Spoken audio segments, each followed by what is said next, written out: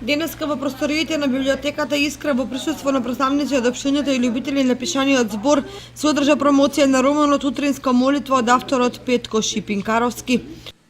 Прогонот на евреите, значи третира еврејската тема која што во 1943 година од Македонија во злогласните логори на Треблинка се однесени околу 7130 еврејски граѓани од Скопје, Битола и Штип. Така да таа тема е зафаќа еден вистински настан, се работи за едно еврејско семејство кое што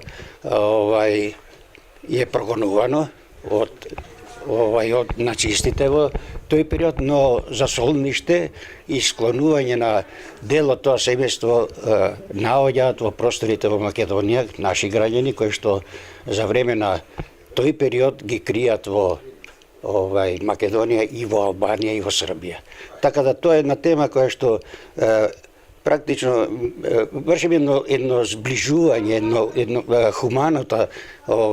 хуманата страна на човекот ја третираме и една порака така испраќаме силна за зближување, за разбирање, и така натаму.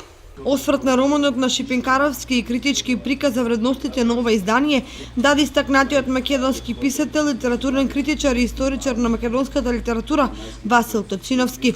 Во значајното литературно творештво на Шипинкаровски се бројуваат 8 романи, збирки, раскази, повеќе поетски книги и други трудови.